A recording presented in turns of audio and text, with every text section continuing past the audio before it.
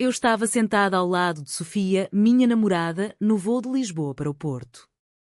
Nossas mãos entrelaçadas eram o único conforto naquele avião lotado após um dia exaustivo de reuniões.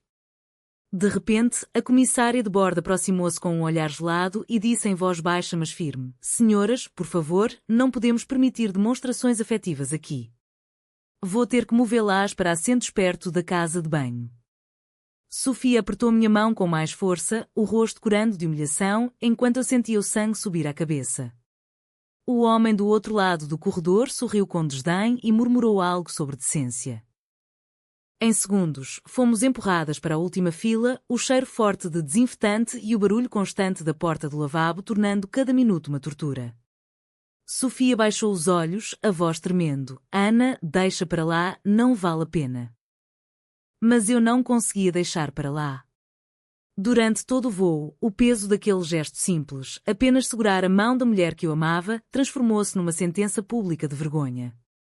O avião começou a descer sobre o porto e eu olhava pela janela, o coração apertado, sem imaginar que, em poucos minutos, tudo mudaria de forma irreversível. Quando as rodas tocaram a pista, a comissária que nos humilhara veio pelo corredor com o microfone na mão, pronta para o anúncio de desembarque. Foi então que o comandante entrou na cabine, olhou diretamente para mim e empalideceu. "Dona Ana Silva?" perguntou ele em voz baixa, quase reverente. A comissária congelou o nome quando no silêncio repentino da cabine. Eu levantei-me devagar, ainda segurando a mão de Sofia, e respondi com calma: "Sim, sou eu. Acionista majoritária da Aero-Lusitana." O rosto da mulher que nos tinha mudado de lugar ficou branco como papel. Em menos de 30 segundos, o escândalo que acabara de começar iria engolir não só aquela comissária, mas toda a minha vida, a minha empresa, a minha família e o amor que eu tentava proteger a todo custo. A notícia espalhou-se como fogo no aeroporto Francisco Sá Carneiro. Quando descemos, 2 seguranças já nos esperavam com um pedido de desculpas formal da companhia. A comissária, chamada Marta, estava ao lado do comandante, as mãos trêmulas, repetindo: "Eu não sabia, eu juro que não sabia." Sofia apertava o meu braço, o corpo ainda rígido de raiva contida. "Ana, ela não sabia, mas isso não apaga o que fez", murmurou ela enquanto caminhávamos para o carro que a empresa mandara. Eu sabia que ela tinha razão. Naquela noite, em nossa casa no centro do Porto, liguei para o diretor de Recursos Humanos. "Quero um relatório completo sobre o incidente até amanhã às 9. Sofia ouvia em silêncio, os olhos fixos no ecrã do telemóvel onde já apareciam os primeiros comentários anónimos. "A dona da Aero-Lusitana lésbica? Que vergonha para a empresa portuguesa." Pela manhã, o relatório chegou. Marta trabalhava há 12 anos, nunca tivera queixas formais, mas o vídeo gravado por um passageiro já circulava em grupos privados. O Conselho de Administração convocou uma reunião de emergência para as 10 horas. Entrei na sala de reuniões com Sofia ao meu lado, decisão que custaria caro. O meu pai, presidente honorário e acionista minoritário, olhou-me com aquela expressão que eu conhecia desde criança, decepção misturada com medo. "Ana, isto pode destruir a imagem da companhia. Tens de demitir a comissária imediatamente e emitir um comunicado neutro." Sofia apertou os lábios, mas não disse nada. Eu sentia o chão a abrir-se debaixo dos pés. Demitir Marta seria proteger a empresa, mas também admitir que o preconceito tinha sido justificado pela minha identidade. Manter a funcionária seria enfrentar uma possível greve sindical e a fúria dos conservadores que ainda controlavam parte do capital. Às 11 horas, o telefone tocou. Um jornal nacional pedia declaração oficial. O escândalo acabara de sair do aeroporto e entrava nas primeiras páginas. O título do jornal era claro: "Acionista majoritária da Aero-Lusitana humilhada pela própria tripulação por dar a mão à namorada." Em menos de 24 horas, a minha vida privada tornou-se propriedade pública. O meu pai telefonou às 6 da manhã: "Venha a Lisboa agora.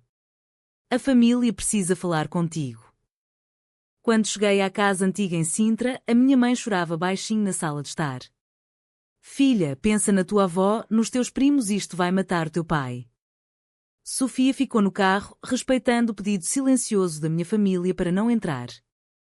Dentro de casa, o tio Henrique, advogado da empresa, abriu um dossiê. Temos duas opções: demitir a comissária por violação do Código de Conduta e processá-la por danos à imagem. Ou silenciar tudo, pagar-lhe uma indemnização generosa e esperar que o assunto morra.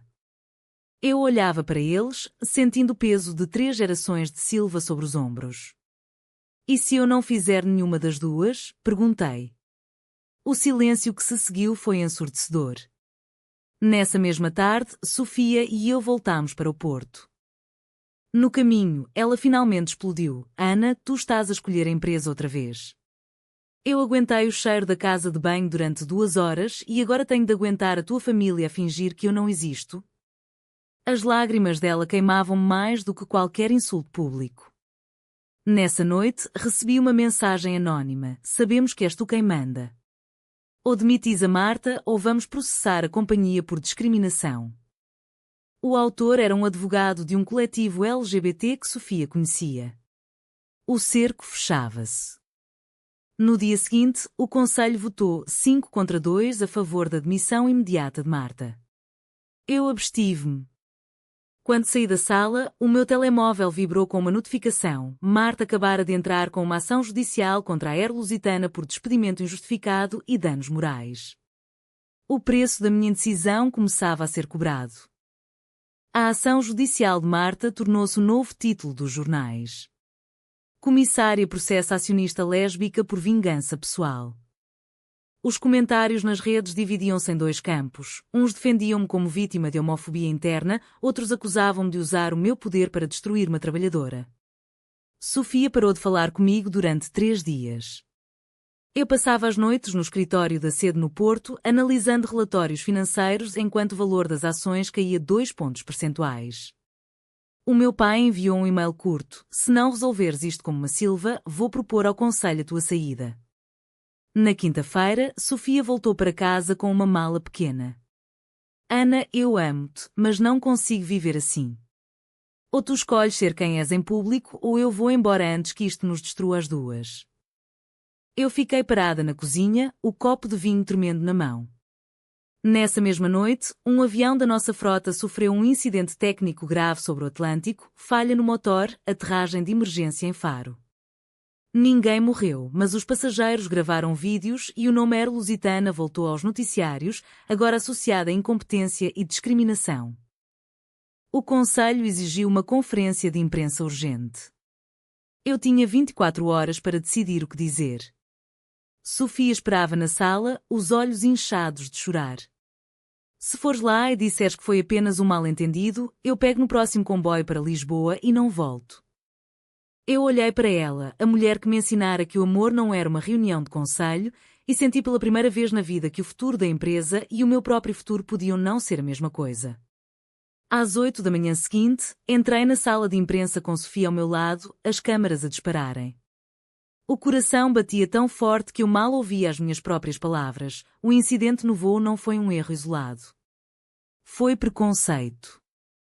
E eu, como acionista majoritária, assumo a responsabilidade de mudar isso. A conferência de imprensa explodiu. Em menos de 1 hora, o vídeo estava em todos os canais.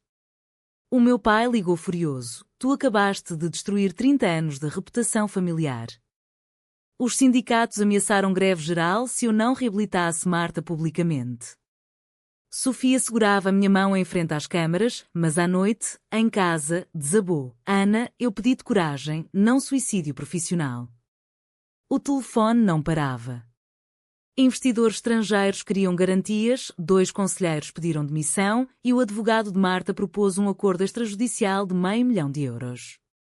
Eu passava as noites em claro, lendo relatórios de crise enquanto Sofia dormia no sofá da sala, o espaço entre nós crescia como um abismo. 2 dias depois, veio o golpe final, um acidente menor numa aeronave de carga em Beja. Ninguém ferido, mas a imprensa ligou os pontos, empresa em crise técnica e ética ao mesmo tempo. O Conselho convocou a Assembleia Extraordinária para votar a minha destituição. Nessa reunião, o meu tio Henrique leu em voz alta os números. Queda de 18% nas reservas, 3 contratos cancelados. Depois olhou para mim: Ana, ou tu retiras o que disseste na conferência ou perdemos o controle da companhia. Sofia estava sentada na última fila, convidada por mim contra a vontade de todos. Quando chegou a minha vez de falar, levantei-me e disse: não vou retirar nada. Pelo contrário, vou propor que a Aerolusitana se torne a primeira companhia aérea portuguesa com protocolo obrigatório de formação antidiscriminação LGBT e que Marta seja reintegrada com pedido público de desculpas. O silêncio que se seguiu foi absoluto. O meu pai levantou-se e saiu da sala sem olhar para trás. Nessa noite, Sofia abraçou-me pela primeira vez em semanas e sussurrou: tu escolheste-me. Mas a que preço? O preço chegou na manhã seguinte. O banco principal da empresa exigiu reembolso imediato de uma linha de crédito de 20 milhões de euros. A minha decisão de coragem acabara de colocar em risco o sustento de mais de 2.000 funcionários. Durante as semanas seguintes, o caos transformou-se em guerra aberta. O meu pai conseguiu o apoio de 3 conselheiros para propor a minha destituição na Assembleia Geral. Os jornais conservadores chamavam-me a acionista que preferiu o arco-íris ao lucro. Sofia e eu vivíamos num apartamento emprestado porque nossa casa em Lisboa tinha sido alvo de protestos. Certa manhã recebi um envelope da família, documentos que transferiam as ações do meu pai para o meu primo mais novo caso eu não voltasse à razão. Sofia leu os papéis comigo e disse baixinho: Ana, eu não quero ser a razão pela qual tu perdes tudo. Eu respondi o que nunca tinha dito antes: tu não és a razão. Tu és a única coisa que ainda faz sentido. Na Assembleia Geral, com 200 acionistas presentes e transmissão em direto, eu subi ao palco. Mostrei o vídeo do voo, depois as estatísticas de despedimentos por discriminação nos últimos 5 anos. Por fim, olhei diretamente para a câmara e disse: se escolherem o silêncio, escolhem o passado. Eu escolho o futuro. A votação durou 47 minutos. Quando o resultado apareceu no ecrã, 52% contra a minha destituição, Sofia chorou abertamente na primeira fila. Marta foi reintegrada 2 semanas depois. A empresa perdeu 6 milhões no trimestre, mas ganhou um contrato com uma grande ONG europeia especializada em direitos humanos. O meu pai ainda não me fala, mas enviou uma mensagem curta no dia do meu aniversário.